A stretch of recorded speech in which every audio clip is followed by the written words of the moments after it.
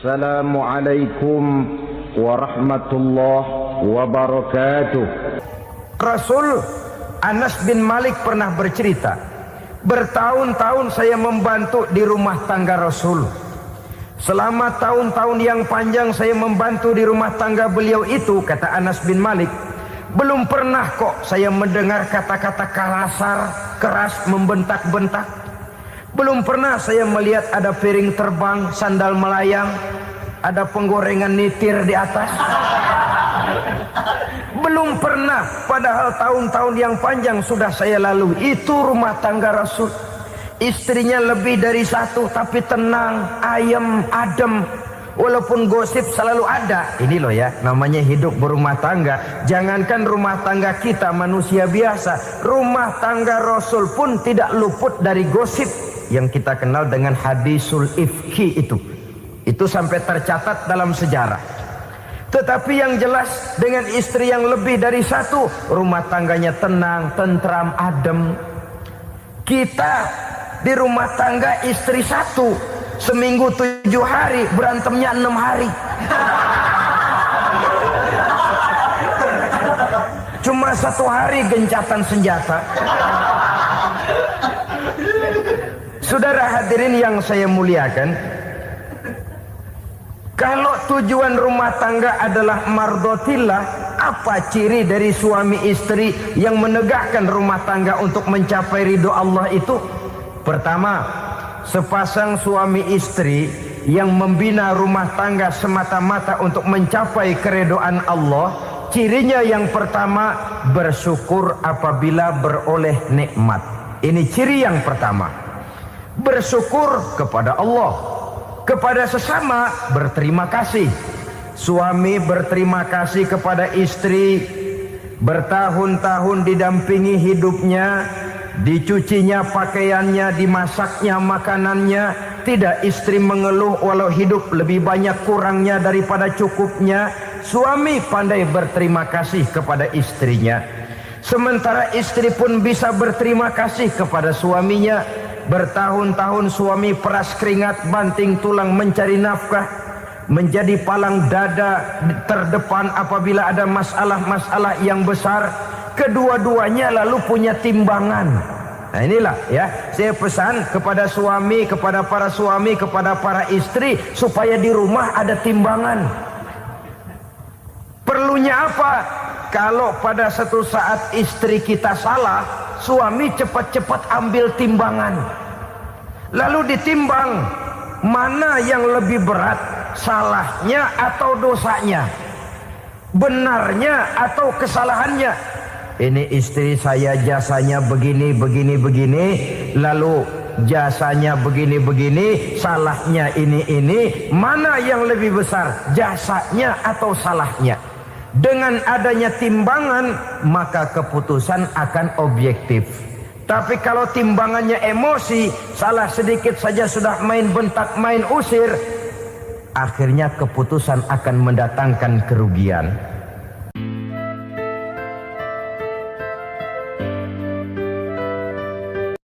Assalamualaikum warahmatullahi wabarakatuh.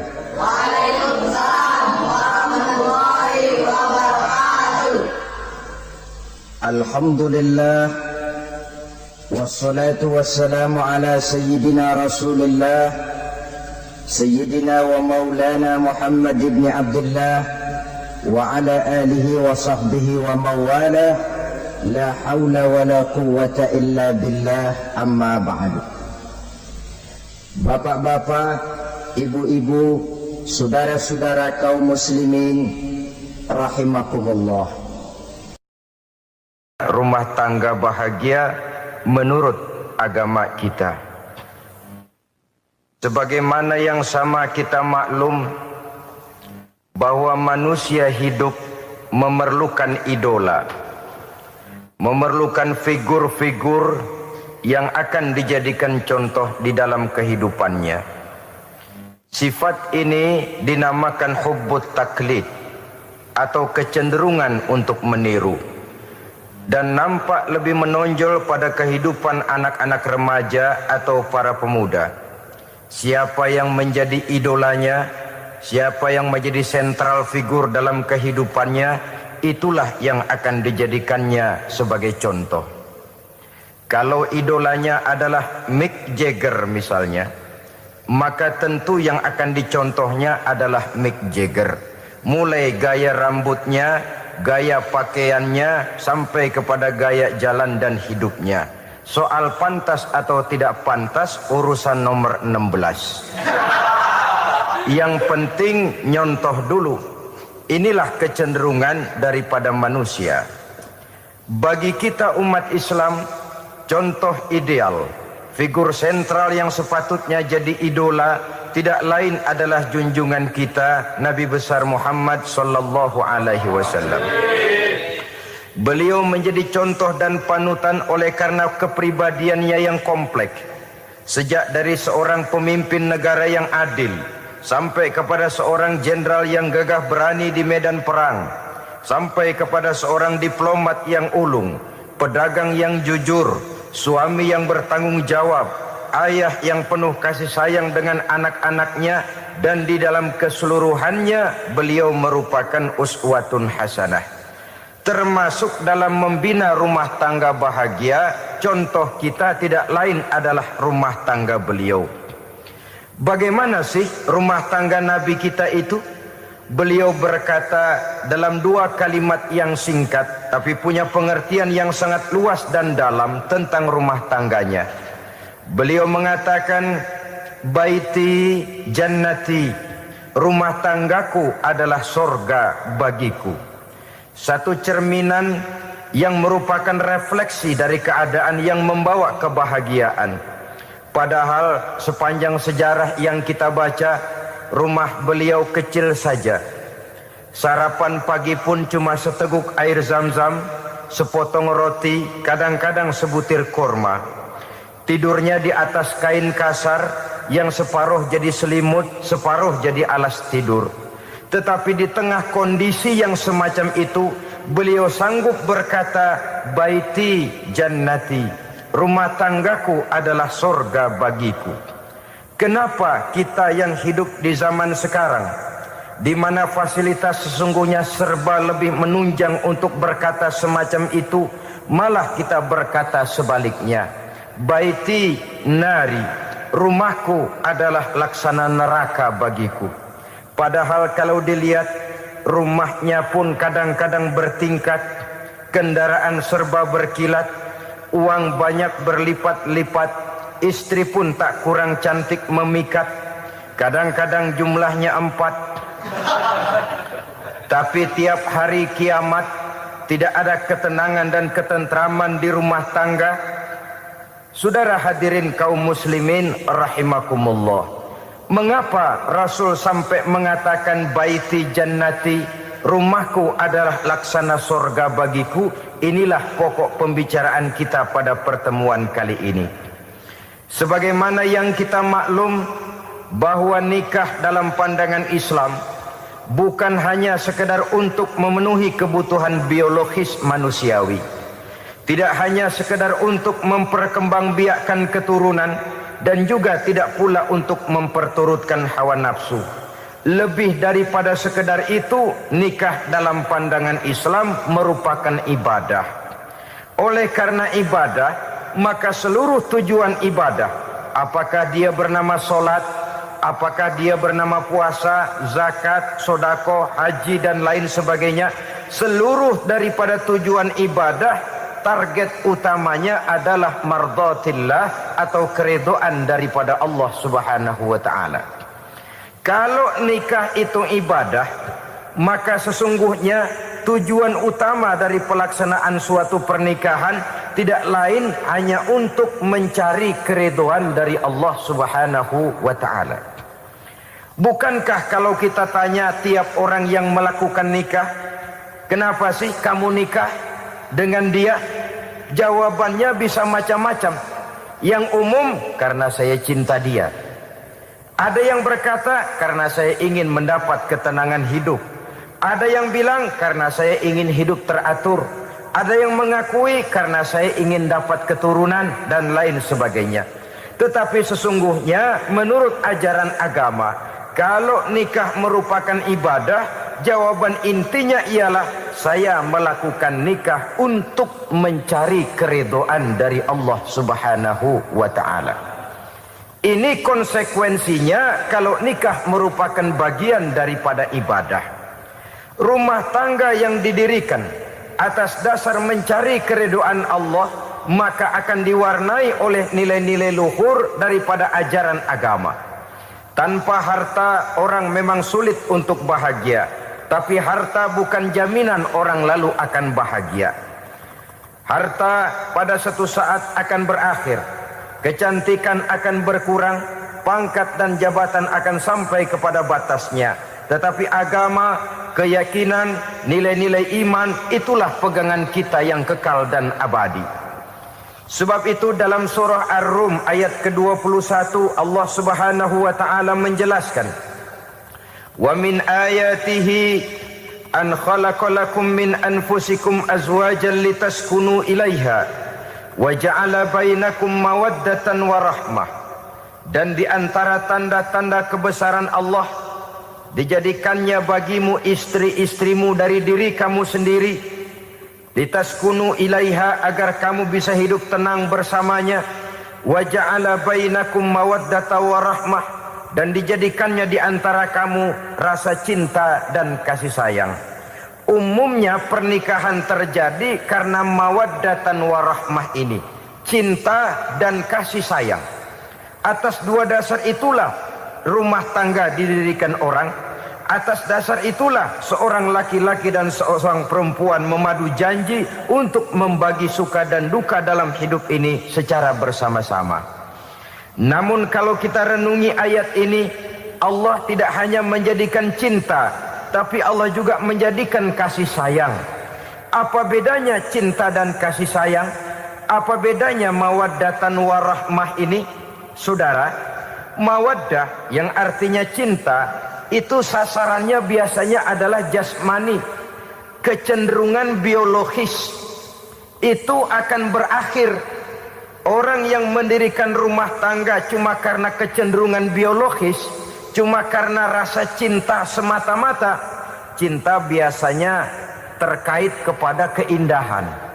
Betul apa benar? Biasanya orang mudah jatuh cinta kepada sesuatu yang punya nilai keindahan. Makanya anak muda jarang yang jatuh cinta sama nenek-nenek. Cinta selalu memandang segi keindahannya. Ini yang namanya mawaddah. Allah tidak mengingkari itu, silakan. Bahwa manusia secara naluri senang kepada serba keindahan, wajar-wajar saja. Tetapi tidak cuma mawaddah, Allah juga menciptakan rahmah, kasih sayang. Mawaddah mungkin ada akhirnya, tapi rahmah tidak akan pernah ada akhirnya. Kalau mawaddah adalah berkecenderungan kepada biologis, jasmaniah, maka rahmah kecenderungan kepada nilai-nilai rohani, kepribadian, kejiwaan, dan lain sebagainya. Dikala pernikahan di bawah umur 40 tahun, mungkin masih banyak mawaddahnya, rasa cintanya. Tapi 40 bahkan 50 tahun ke atas, rasanya orang berumah tangga kalau sudah 50 tahun ke atas itu lebih banyak kasih sayangnya ketimbang cinta-cintaannya. Kalau satu rumah tangga hanya didirikan atas dasar mawaddah saja, atas dasar cinta saja, padahal cinta itu terpaut kepada hal-hal keindahan, keindahan satu saat akan menurun. Ya, tentu sebagaimana yang kita maklum bersama-sama, belum punya anak memang cantik. Sudah punya anak, kecantikan mulai menurun. Punya anak 2, kulit mulai mengkerut. Punya anak 3, onderdil mulai dol. Punya anak 4, apalagi tidak pandai merawat diri, persis dompet tanggung bulan.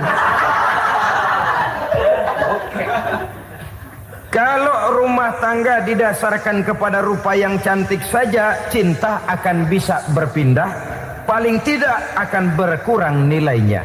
Sebab itu Allah tidak hanya menyediakan mawaddah, warahmah, dijadikannya di hatimu itu tidak cuma sekedar cinta, tapi juga kasih sayang. Nah, kasih sayang inilah apabila berakar dan berurat dari nilai-nilai keagamaan yang akan menopang jalinan rumah tangga bahagia, mengukuhkan usaha untuk mencapai mardhatillah atau keridhaan daripada Allah Subhanahu wa taala.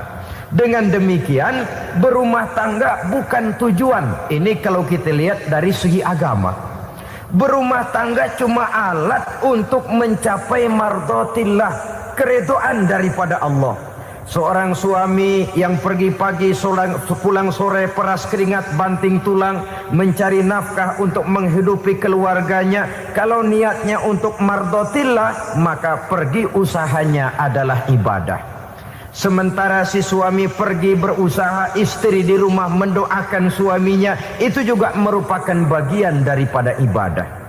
Marilah kita biasakan membina satu rumah tangga untuk mencapai keridhaan daripada Allah Subhanahu wa taala. Ini motif dasarnya.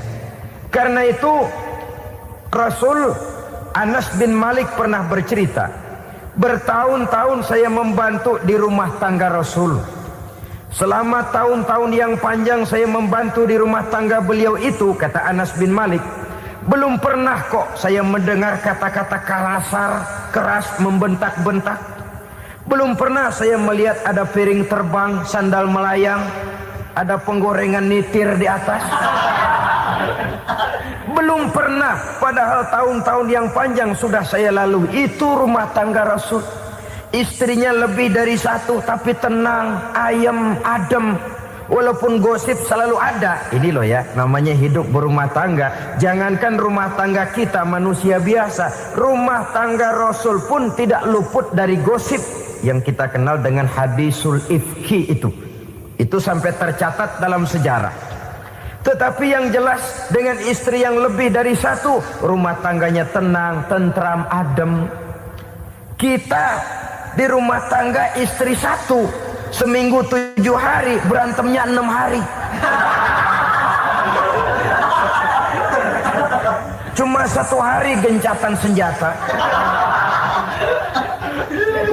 Saudara hadirin yang saya muliakan, kalau tujuan rumah tangga adalah mardhatillah, apa ciri dari suami istri yang menegakkan rumah tangga untuk mencapai ridho Allah itu? Pertama, sepasang suami istri yang membina rumah tangga semata-mata untuk mencapai keridhaan Allah, cirinya yang pertama, bersyukur apabila beroleh nikmat. Ini ciri yang pertama. Bersyukur kepada Allah, kepada sesama berterima kasih. Suami berterima kasih kepada istri, bertahun-tahun didampingi hidupnya, dicucinya pakaiannya, dimasaknya makanannya. Tidak istri mengeluh walau hidup lebih banyak kurangnya daripada cukupnya. Suami pandai berterima kasih kepada istrinya. Sementara istri pun bisa berterima kasih kepada suaminya. Bertahun-tahun suami peras keringat, banting tulang mencari nafkah, menjadi palang dada terdepan apabila ada masalah-masalah yang besar. Kedua-duanya lalu punya timbangan. Nah inilah ya, saya pesan kepada suami, kepada para suami, kepada para istri, supaya di rumah ada timbangan. Perlunya apa? Kalau pada satu saat istri kita salah, suami cepat-cepat ambil timbangan, lalu ditimbang mana yang lebih berat, salahnya atau dosanya, benarnya atau kesalahannya. Ini istri saya jasanya begini, begini, begini, lalu jasanya begini, begini, salahnya ini, mana yang lebih besar, jasanya atau salahnya? Dengan adanya timbangan, maka keputusan akan objektif. Tapi kalau timbangannya emosi, salah sedikit saja sudah main bentak, main usir, akhirnya keputusan akan mendatangkan kerugian. Sebaliknya, kalau suami yang salah, istri ambil timbangan, ditimbang mana lebih besar, jasanya atau salahnya. Jangan sampai nanti terjadi pepatah, panas setahun habis dihapus oleh hujan 1 hari. jasa istri yang puluhan tahun hapus oleh kesalahannya yang sedikit, atau jasa suami yang bertahun-tahun hapus oleh kesalahannya yang sebenarnya tidak seberapa. Akibat apa itu terjadi? Karena tidak adanya timbangan. Dari rasa bersyukur dan dari rasa berterima kasih ini, saudara-saudara, akan timbullah sifat saling menghargai. Suami menghargai istri, istri pun menghargai suami. Istiqomah, dikasih uang 5.000 senyum, dikasih uang 500 senyum. Itu namanya istri yang pandai bersyukur. Kalau tidak 5.000 nyengir, 500 manyun. Tahu manyun? Kayak bemok nyari setoran, monyong saja. Ada sikap istiqomah di dalam membina kehidupan berumah tangga ini. Lalu mengerti posisi suami, ini termasuk tanda berterima kasih. Suami saya itu kerjanya apa, golongannya apa, gajinya sebulan berapa. Atas dasar itu lalu istri menjadi istri yang tahu diri. Walaupun suami harus menyenangkan istri, istri pun hendaknya nimbang, tahu batas kemampuan suami.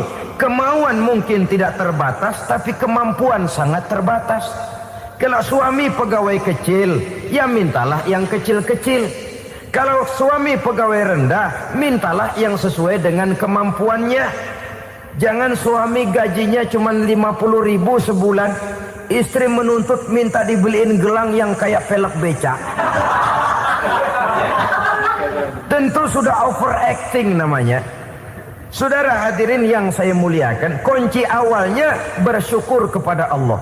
Kalau sudah bisa berterima kasih kepada manusia, hati ini akan mudah bersyukur kepada Allah. Rumah tangga yang pandai bersyukur, berapapun kecilnya nikmat, bukan kecilnya yang dia lihat, tapi karunia Allah yang dinilai. Sehingga dari rasa berterima kasih kepada manusia akan timbullah rasa syukur kehadirat Allah Subhanahu wa ta'ala. Itu yang sering diistilahkan orang, kalau dia punya mobil, dia berkata alhamdulillah kita punya mobil, tetangga kita cuman punya motor. Kalau dia punya motor, syukur kita punya motor, tetangga kita cuman punya sepeda, kemana-mana kekejek melulu. Kalau dia punya sepeda, alhamdulillah punya sepeda, tetangga kita sebelah nggak punya apa-apa, kemana jalan kaki saja. Kalau dia jalan kaki, alhamdulillah kita masih bisa jalan. Tetangga kita sebelah lumpuh bertahun-tahun nggak kemana-mana. Kalau dia lumpuh, alhamdulillah kita masih hidup. Tetangga kita kemarin mati nggak balik lagi.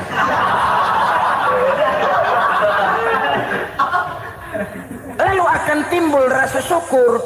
Tapi kalau sudah lumpuh ngelihat yang bisa jalan ngelihat yang menaik sepeda, yang punya sepeda lihat yang punya motor lihat yang punya mobil lihat yang punya pesawat. Kapanlah kita ini pandai bersyukur?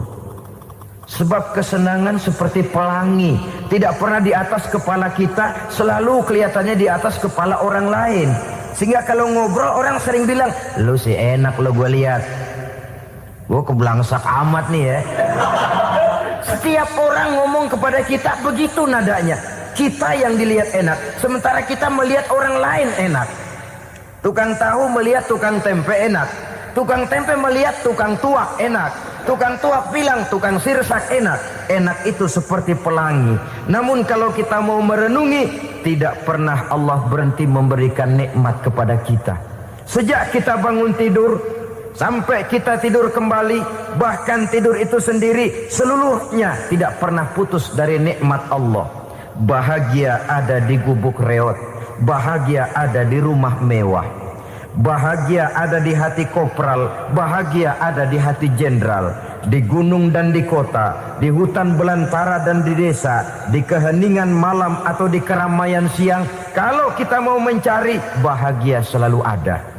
Tapi hati yang tidak pandai bersyukur, bagaimanapun banyak kebahagiaan yang meliputi hidupnya, dia tidak akan pernah pandai mensyukurinya. Maka berterima kasihlah kepada istri, berterima kasihlah kepada suami, bersyukurlah kehadirat Allah Subhanahu wa taala. Saya sering mengatakan, sebaliknya seorang suami bagaimanapun kondisi istrinya, kalau itu memang jodohnya, beranilah berkata, istriku adalah Romeoku. Istriku adalah Julietku. Atau istriku adalah Sri Kandiku. Biarin pengkor ya pengkor, gak ada urusan. Mensyukuri. Kalau tidak mensyukuri, yang timbul lalu sesalan. Kalau sudah sesalan, mudah umpat mengumpat, caci mencaci dalam rumah tangga, lalu terjadilah kegaduhan. Ketenangan sulit kalau sudah tidak ada unsur saling menghargai itu. Lebih celaka lagi kalau sudah mengarah kepada penyesalan. Kata istrinya, bang, gue nyesel kawin sama lu. Suami digituin mungkin gede kepalanya. Kalau lu nyesel apalagi gua, makin nyesel. Iya, coba pikir bertahun-tahun kita berumah tangga, memangnya abang bisa beliin apa sama saya? Itu juga gerobok kalau nggak ngeridit, bang. Kalau nggak ngeridit, memangnya kamu bayar kreditan pakai daun pisang? Saudara hadirin yang saya hormati, ini saya tekankan kepada ibu-ibu karena penyakit perempuan umumnya. Pernah Rasul itu pulang Isra Mi'raj cerita, saya pulang Isra Mi'raj diperlihatkan neraka. Neraka ya Rasul? Lalu bagaimana? Saya lihat kok isinya kebanyakan perempuan. Perempuan. Laki juga tidak sedikit. Cuma kebanyakan kok perempuan. Apa perempuan tidak sholat ya Rasul? Sholat. Tidak puasa? Puasa. Tidak ngaji? Rajinan dia sama suaminya. Tapi kenapa lebih banyak di sana? Rasul berkata, hunna yakfurnal ashir. Penyakit umum dari perempuan tidak pandai berterima kasih kepada suaminya. Ini rupanya penyakit umum dari tahun atu. Saudara hadirin yang saya muliakan, jadi rumah tangga yang didirikan atas dasar mencapai ridho Allah, maka kelihatan dari pasangan suami istri menjadi orang yang pandai bersyukur terhadap nikmat. Bukankah dalam surah Ibrahim ayat 7 Allah berjanji, la in syakartum la azidannakum wa la in kafartum inna azabi lasyadid. Kalau kamu pandai bersyukur, aku tambah nikmatku. Kalau kamu ingkar, tidak mau bersyukur, azabku itu hebat dan pedih. Rumah tangga yang suami istrinya tidak bersyukur disiksa oleh perasaannya sendiri. Tetangganya dapat nikmat, dia yang meriang. Tetangganya dapat kesenangan, dia yang sakit hati.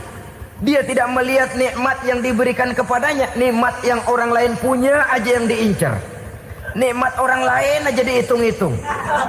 Tangga kita, saya baru habis beli yang sebelah belilir habis beli kukusan. Cuma sekedar kukusan saja. Orang lain beli apa-apa jadi bahan diskusi di rumahnya. Orang lain saja yang diusut. Timbul dendam kesumatnya, timbul hasutnya. Dia tidak bersyukur dengan nikmat yang ada dalam rumah tangganya. Isi rumah tangga semacam itu disiksa oleh perasaan hasutnya sendiri. Jauh dari kebahagiaan, kering hatinya, miskin jiwanya, merana batinnya. Kalau sudah ke sana, jauhlah rumah tangga dari pantulan sinar kebahagiaan. Saudara-saudara, kita lihat rumah tangga Rasul. Dari rumah yang kecil, dari tempat tidur yang sarapnya kain kasar, separuh jadi selimut lagi, keluar ucapan baiti jannati. Kenapa? Beliau orang yang pandai bersyukur kepada Allah, bisa berterima kasih kepada istri-istrinya, dan istrinya pun pandai berterima kasih kepada Rasul dan bersyukur kehadirat Allah Subhanahu wa taala. Maka nikmat lalu bertambah. Makin kita syukuri nikmat, makin tambah itu. La azidannakum, janji Allah, pasti aku tambah nikmatku kepadamu jikalau kamu pandai mensyukurinya. Tapi kalau kamu ingkar, tidak pandai bersyukur, awas, nikmat bisa berubah menjadi azab kalau kita tidak pandai-pandai mensyukurinya. Jadi cirinya yang pertama, rumah tangga bahagia itu apabila suami istri pandai bersyukur terhadap nikmat yang diberikan oleh Allah Subhanahu wa taala. Satu. Cirinya yang kedua, rumah tangga yang berdasarkan untuk mardotillah, mencapai keridhaan Allah, sabar apabila mendapat cobaan. Namanya orang berumah tangga itu persis berlayar di lautan. Suami istri adalah dua orang yang memegang kemudi. Kalau berlayar ombak tenang, angin bertiup sepoi-sepoi basah, lalu bila malam datang bulan bersinar, bintang gemintang gemerlapan, berlayar memang nikmat. Tapi satu saat angin puting beliung bertiup, gelombang menggunung, halilintar menyambar, kemudian petir berkilat.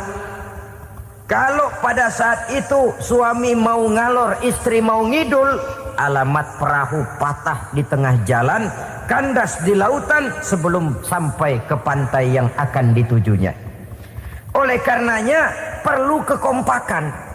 Maka sejak awal seharusnya dalam akan membina rumah tangga yang bahagia, itu lebih baik bicara yang pahit-pahit saja, supaya terjadi kesamaan langkah apabila menghadapi kesulitan dan cobaan. Sabar apabila mendapat cobaan. Rumah tangga seperti kapal di lautan tadi tidak akan sunyi dari hantaman gelombang, tidak akan sepi dari tiupan angin topan, dari kilatan petir, dari sambaran halilintar. Baik suami, baik istri harus sabar menghadapi kesulitan. Kadang kesulitan dari segi ekonomi, kadang kesulitan dari segi mengarahkan dan mendidik anak-anak, kadang kesulitan karena banyak orang yang hasut dengan kita, kadang kesulitan berbagai macamlah yang menyebabkan kesulitan. Rumah tangga yang bertujuan mencapai ridho Allah, sabar menghadapi segala macam kesulitan. Saudara-saudara kaum muslimin rahimakumullah, kesulitan adalah bagian daripada perjalanan hidup. Siapa orangnya yang tidak pernah menemukan kesulitan dalam kehidupan? Rasanya hampir tidak ada. Dan memang kesulitan bukan untuk ditakuti. Kesulitan justru untuk diatasi, dicarikan jalan keluarnya. Begitulah suami istri yang bertujuan mencari ridho Allah. Manakala suami berada dalam kesulitan, istri mencarikan jalan keluar atau berusaha memberikan jalan keluar. Sebaliknya, manakala istri dalam kesulitan, suami bisa mencarikan jalan keluarnya. Sabar dalam menghadapi segala macam kesulitan. Dalam surah Luqman ayat 17, Allah Subhanahu wa taala berfirman, "Wasbir 'ala ma asabak, inna dzalika min azmil umur." Dan bersabarlah terhadap apapun yang menimpa kamu. Bersabarlah terhadap segala kesulitan yang kamu hadapi, karena sesungguhnya yang demikian itu merupakan sebagian dari perkara-perkara yang telah ditetapkan oleh Allah Subhanahu wa taala.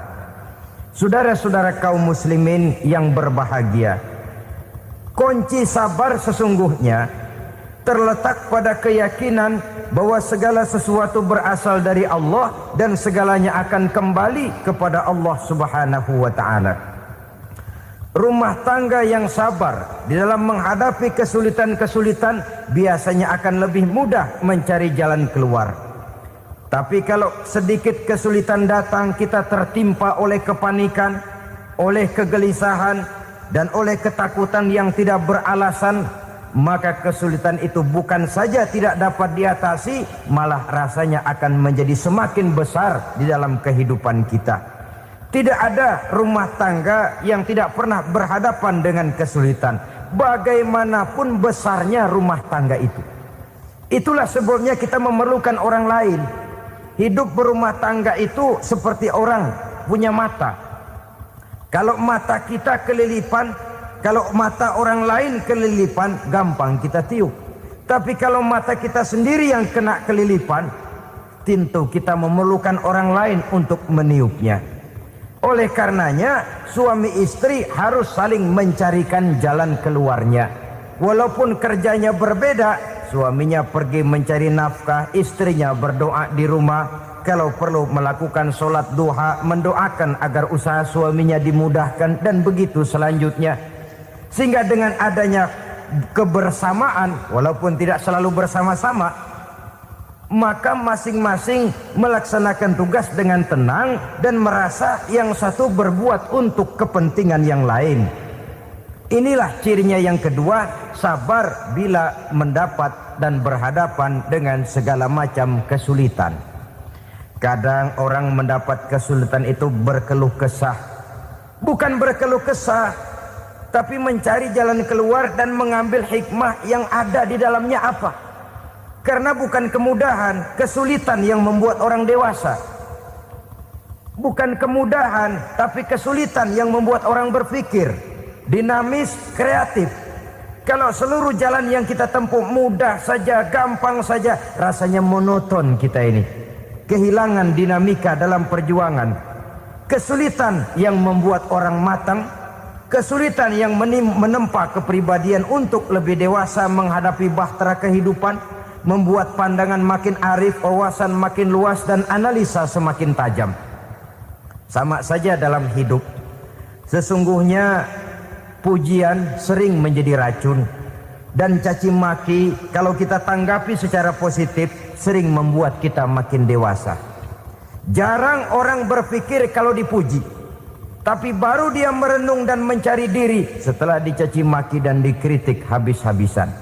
Walaupun watak umum manusia senang dipuji, marah kalau dicaci maki. Biasanya kalau ketemu cewek cakep kita bilang, kamu cakep deh. Dia paling bilang, ah abang bisa aja. Walaupun dia bilang, ah abang bisa aja, hidungnya mah tetap mekar. Senang kalau dipuji, itu kecenderungan manusia. Marah kalau dicaci maki, marah kalau dikritik. Tapi sesungguhnya pujian sering jadi racun, caci maki sering jadi obat. Orang takut minum obat karena pahitnya, padahal efeknya itu akan lebih memberikan kesehatan kepadanya.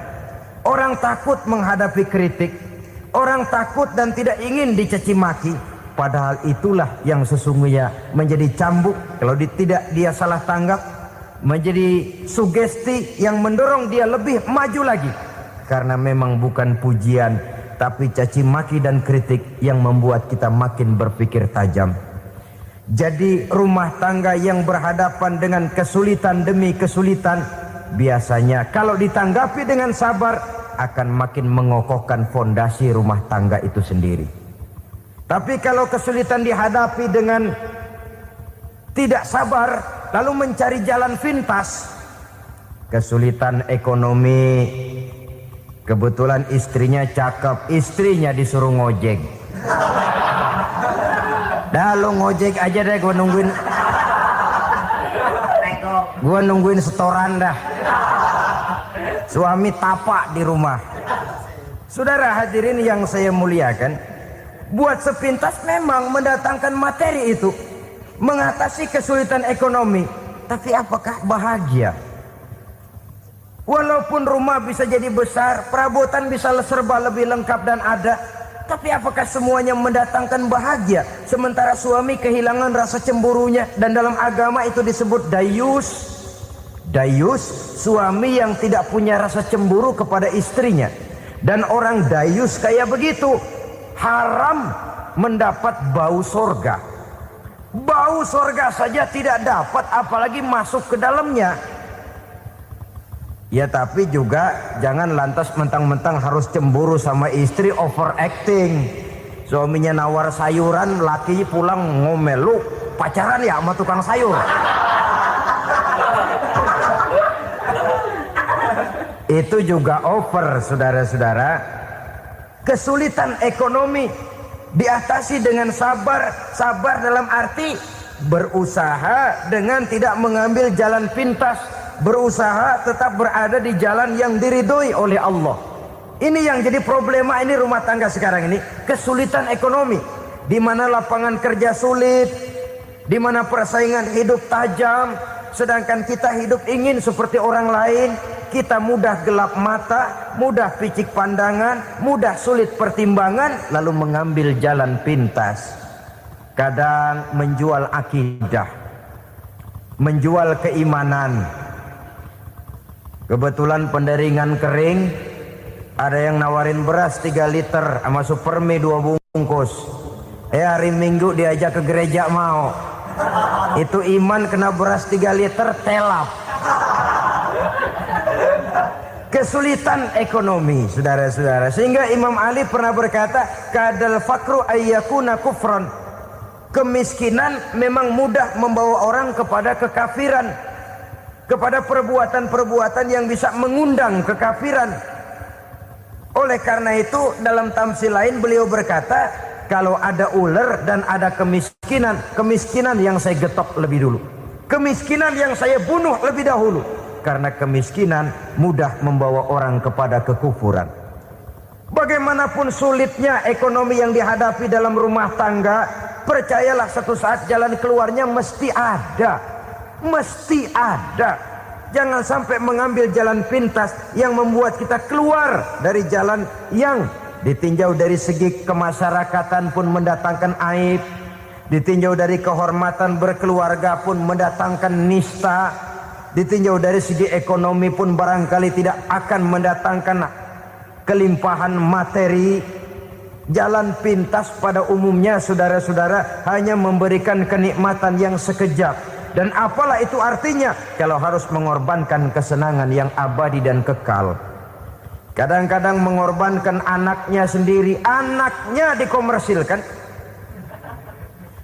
Pokoknya siapa yang nyamper lu berangkat aja dah. Asal pulang nenteng pisang sama jeruk sebongsang, orang tua udah anteng aja udah. Saudara hadirin yang saya muliakan, setiap kita selalu berhadapan dengan kesulitan. Karena itu rumah tangga yang bertujuan mencapai mardhatillah, mereka sabar dalam menghadapi kesulitan. Tidak ada beras, puasa saja, puasa sunnah. Puasa sunnah, lapar tapi ada pahalanya. Daripada tidak puasa lalu ngegerundel, brengsek Tuhan, gue sembahyang melulu lapar juga. Sudah lapar tidak berpahala. Bukankah Rasulullah sendiri kalau pulang ke rumah Aisyah lalu berkata, ya Humairah, ada makanan hari ini? Ada makanan yang enggak ada bang. Alhamdulillah kalau begitu saya puasa. Pulang dari mana-mana perut lapar, mau makan tidak ada makanan, bukan marah, bukan ngamuk, puasa. Maka boleh puasa sunnah, niatnya udah siang, jam 10, jam 11, asal dari pagi belum makan apa-apa. Niatnya jam 10, sah, dengan catatan dari pagi belum makan apa-apa. Jangan sudah sepiring setengah baru niat, itu lain. Itu ngojek namanya itu. Pengertian dalam kesulitan. Satu malam beliau pulang dari masjid agak larut. Habis ngajar banyak yang bertanya, ketuk pintu, Assalamualaikum, Assalamualaikum. 3 kali beliau memberi salam, tidak ada jawaban, tidak dibukakan pintu. Rupanya istri beliau lelah bekerja di waktu siang, tidurnya pules benar. Marahkah Rasul? Tidak, beliau gelar sorban, tidur di depan pintu. Asraful anbiya wal mursalin ini, Rasul termulia ini, karena menghargai istrinya, tidur di depan pintu. Sampai Aisyah bangun sepertiga malam terkejut buka pintu, suaminya ada di depan pintu. Beliau bangunkan.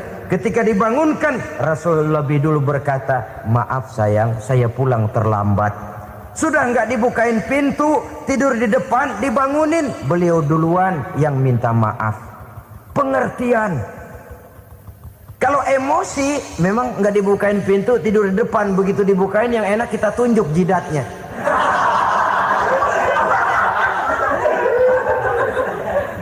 Saudara hadirin yang saya muliakan, kesulitan di dalam kehidupan merupakan bagian daripada kehidupan. Bukan untuk ditakuti, tapi untuk diatasi. Bukan untuk dihindarkan, tapi dicarikan jalan keluarnya. Hadapilah kesulitan dengan baik sangka kepada Allah, dengan lapang dada, dan dengan tetap bersabar menghadapinya. Kenapa? Karena tujuan kita mendirikan rumah tangga, mencapai ridho Allah. Kalau anak kita perjualbelikan, kalau istri kita komersilkan, Kalau akidah kita jual untuk mempertahankan rumah tangga, bukankah makin jauh saja rumah tangga itu dari ridho Allah? Ini tujuan utamanya. Yang ketiga, rumah tangga yang bertujuan mardotillah itu, suami istri yang merupakan fondasi di rumah tangga, suami sebagai pemimpin, istri sebagai pembina, selalu musyawarah dalam menyelesaikan persoalan.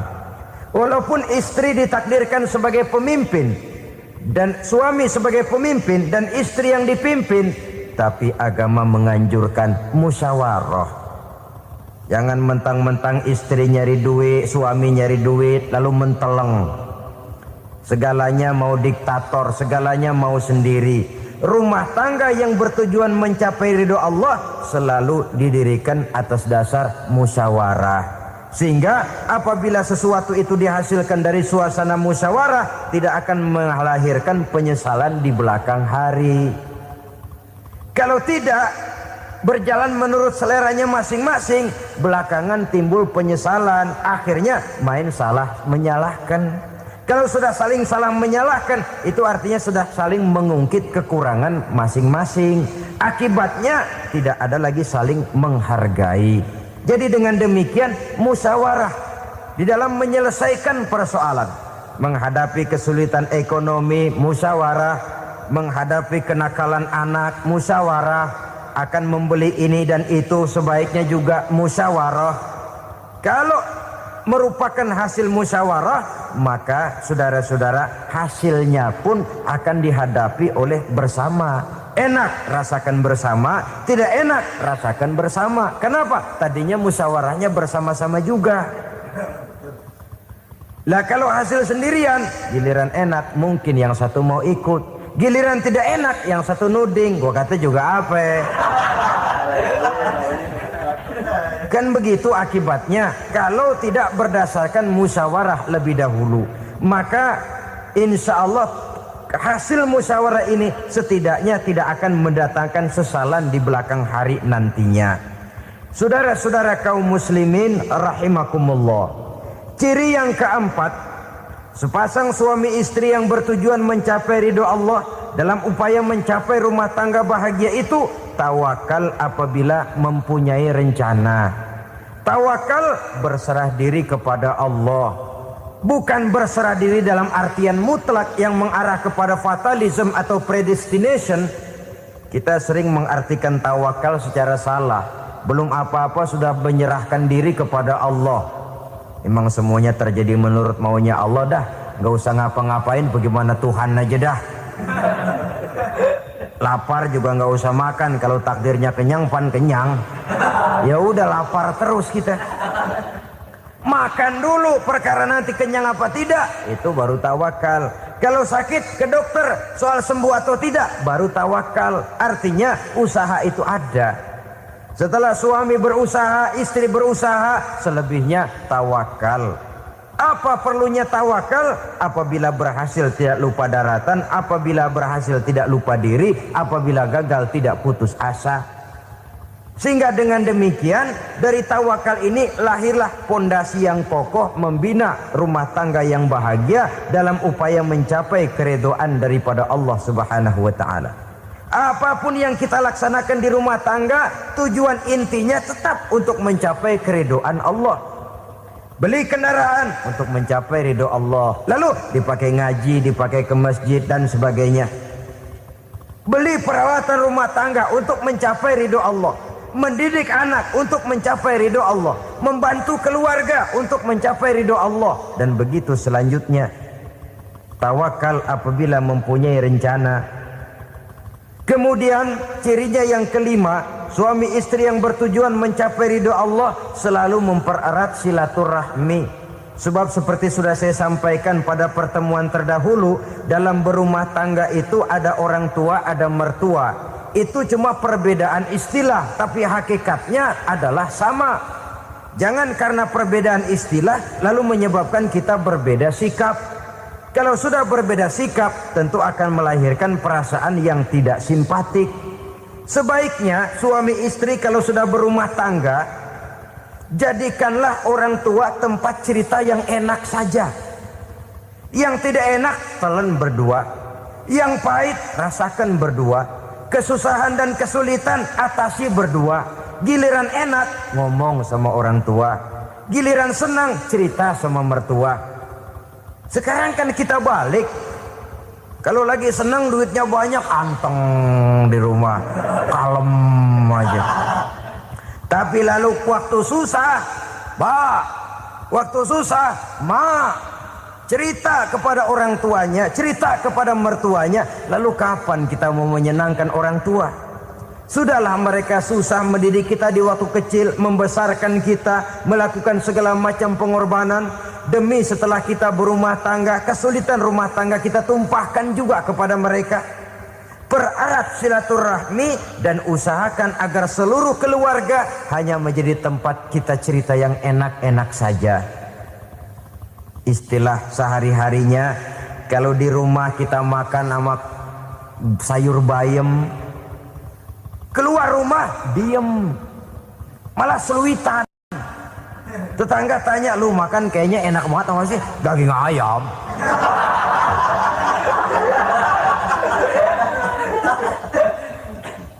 Lalu tetangga kan akan berbisik, itu makannya tuh orang enak bener ya, rumah tangganya tiap hari makan sama daging ayam. Biarlah paling kurang itu jadi doa, daripada kita makan sama kangkung lalu ribut ngomel di mana-mana. Gua kesel banget sama bini gua. Di warung ceritanya lagi. Kenapa? Saban sari gua direbusin kangkung mulu. Brengsek. Di warung cerita ada RT, ada RW.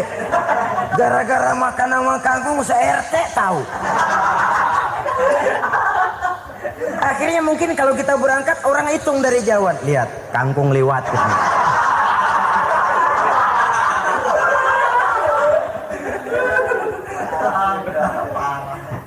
Bisa menjaga yang disebut security informasi, rahasia rumah tangga. Bahkan pernah saya berikan contoh karena ingin menghargai. Suami beliin kain batik buat istrinya. Istri tahu begitu sepintas, nih kain jelek nih. Tapi karena mau menyenangkan suaminya, dia bohong. Bagaimana bu, kain yang bapak beliin? Aduh bagus bener pak, bagus sekali itu kain. Warnanya pak emang yang model begitu tuh. Tetangga kita mana ada yang pakai kain begitu pak? Ya emang nggak ada, jelek. Menghargai. Sebab kalau waktu itu si istri jujur, yang timbul sakit hati suami. Bagaimana bu kain yang saya beliin? Goblok lo. Kain begitu dibeliin di pasar juga banyak 1.400, campur odol lagi. Sudahlah, suami punya niat baik, sampai rumah digoblok-goblokin, tidak ada lagi rasa saling menghargainya. Begitu pentingnya mempererat silaturahmi ini, sampai Nabi berpesan, isnani la yanzurullahu ilaihima yaumal qiyamah qati'ur rahim wa jarussu. Ada dua golongan manusia yang di akhirat nanti tidak akan dilihat oleh Allah, tidak akan diopeni oleh Allah, didiemin aja. Siapa mereka? Pertama, orang yang suka memutuskan silaturahmi. Yang kedua, tetangga yang jahat dengan tetangganya. Dua golongan manusia ini, pemutus silaturahmi, kemudian juga tetangga yang jahat dengan tetangganya, ini tidak akan dipandang oleh Allah di hari akhirat nanti. Jadi pererat silaturahmi, sebab kita ini zon politikan, makhluk yang bermasyarakat, yang tidak bisa hidup sendirian. Setiap kita memerlukan orang lain. Kita disebut kaya karena ada yang miskin. Kita disebut alim karena ada yang awam. Kita disebut berkuasa karena ada rakyat jelata. Tanpa rakyat tidak ada penguasa. Tanpa yang miskin tidak ada orang kaya. Kalau tidak ada yang jelek, siapa yang bilang cakep? Karena ngimbangi. Saudara hadirin, atas dasar ini mestinya kita selalu bersyukur dalam segala posisi. Tidak lalu salah terima kepada karunia yang diberikan Allah kepada kita. Saudara hadirin yang saya hormati, pererat silaturahmi, jadikan orang-orang tua kita tempat kita cerita yang enak-enak saja. Yang tidak enak, telan sendiri, usahakan sendiri, carikan jalan keluarnya sendiri. Setidaknya ya diam sajalah. Kalau belum bisa membalas budi baik orang tua, setidaknya jangan menyakiti hati orang tua kita. Sudah lelah dan payah dia mengasuh kita, membesarkan kita, merawat kita. Demi setelah kita berumah tangga, seluruh kesulitan kita bawa lagi kepadanya. Karena itu buat para istri juga ini perhatian. Kalau dimarahi suami, jangan cepat-cepat pulang ke rumah orang tuanya. Nggak boleh diomelin dikit, main buntal aja. Gua pulang dah. Pulang. Sampai sana cerita habis-habisan, dikucek kejelekan suaminya. Nanti 2-3 hari balik aja lagi. Kan nggak lucu jadinya. Saudara hadirin, begitu juga suami. Mencaci maki habis istrinya, 2-3 hari baik aja lagi. Konyol. Istrinya sudah dicaci maki habis-habisan, dijeleki leluhur-leluhurnya, 2-3 hari baik lagi. Mesraan lagi.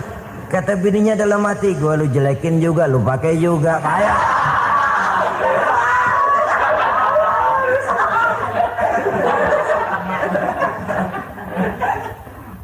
Saudara hadirin yang saya muliakan, itulah sebabnya pada awal tadi saya katakan perlunya kita mempunyai timbangan baik sebagai suami maupun sebagai istri.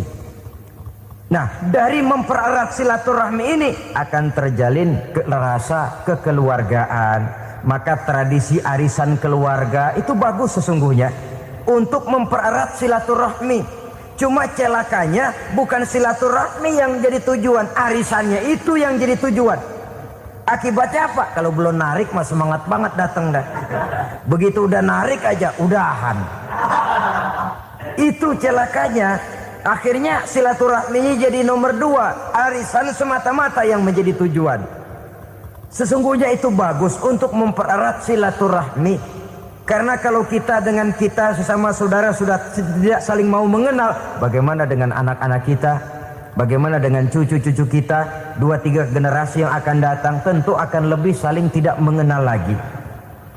Baiklah ya, yang keenam, suami istri yang bertujuan untuk mencapai keridhaan Allah itu selalu berusaha tolong menolong di dalam kebajikan. Sebab Allah pesankan itu di dalam Al-Maidah ayat 6, wa ta'awanu 'alal birri wat taqwa wa la ta'awanu 'alal itsmi wal 'udwan. Bertolong-tolonganlah kamu di dalam kebaikan, di dalam bertakwa kepada Allah. Jangan bertolong-tolongan di dalam maksiat, di dalam dosa, dan di dalam usaha yang menimbulkan permusuhan. Kalau suami marah kepada seseorang, istri jangan ngipasin. Oh bang, yang begitu mah dibayain tuman. Udah habisin aja dah. Anak-anaknya marahin sekalian. Ngipasin. Istri kesel sama tetangganya, suami ngipasin. Emang tuh tetangga kita, hahu. Habis orang dikipasin. Ta'awanu 'alal birri wat taqwa, bertolong-tolonganlah di dalam kebaikan. Istri malas ngaji, suami mendorong, memberikan sugesti. Suami malas berusaha, istri memberikan sugesti. Saling tolong menolong di dalam kebaikan dan takwa, dan jangan tolong menolong dalam dosa dan permusuhan. Kata suami, Bu, daripada kita melarat terus hidup, kita piara tuyul yuk. Kata istrinya, nah ini sudah menyimpang bang. Bersabarlah, bagaimanapun insya Allah kita tidak akan mati kelaparan. Piara tuyul itu nanti jadi pindah akidah, merusak iman, berteman dengan setan. Apalah artinya kekayaan dan kesenangan sebentar kalau harus mengorbankan kekayaan dan kesenangan yang abadi. Ini sudah alal ismi wal udwan, sesuatu yang mengandung dosa.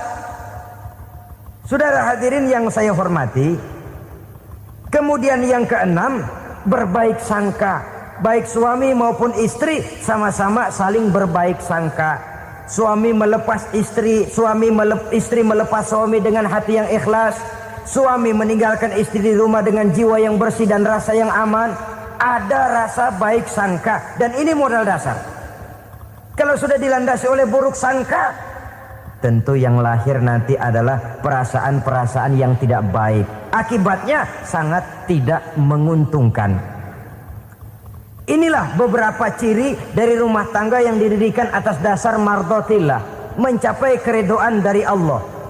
Nanti akan menyusul tujuan berikutnya, diantaranya mendapat keturunan, diantaranya lagi mendatangkan gairah untuk lebih berusaha mencari rezeki karena sudah merasa punya tanggung jawab berupa anak dan istri, mempererat silaturahmi. Itu cuma tujuan-tujuan sekundernya saja. Tujuan primernya kita melakukan suatu nikah untuk mencapai keridhaan dari Allah Subhanahu wa taala. Silakan punya istri cantik, kaya, tapi tujuan utamanya kita membina rumah tangga untuk mencapai ridho dari Allah. Karena itu dasarnya mawaddatan warahmah. Jangan cuma cinta, tapi juga kasih sayang. Cinta, kecenderungan kepada jasmani akan berakhir, tapi kasih sayang, kecenderungan kepada rohani, makin tua malah makin erat, makin tua malah makin mesra. Sehingga kadang kita menampak kakek-kakek dan nenek-nenek lagunya kayak pengantin baru. Apa cinta-cintaan? Tidak. Bagaimana kakek-kakek sama nenek-nenek harus bilang I love you? Yang masih ada itu waktu itu mawaddah, kasih dan sayang. Itu yang akan kekal, itu yang akan abadi. Tanpa materi orang sulit untuk bahagia, tapi materi semata bukan jaminan orang untuk bahagia. Nah, ciri yang terakhir dari rumah tangga yang bertujuan mencapai ridho Allah, sinar agama kelihatan di dalamnya. Baik suami maupun istri sama-sama orang yang taat melaksanakan ajaran agama. Saudara, mudah-mudahan walaupun singkat dapat menjadi sumbangan moral dalam kita mewujudkan rumah tangga yang bahagia menurut contoh yang diberikan oleh Rasulullah sallallahu alaihi wasallam. Terima kasih atas perhatian saudara. Mohon maaf atas segala kekurangan. Usikum wa nafsi bitaqwallah. Wassalamualaikum warahmatullahi wabarakatuh.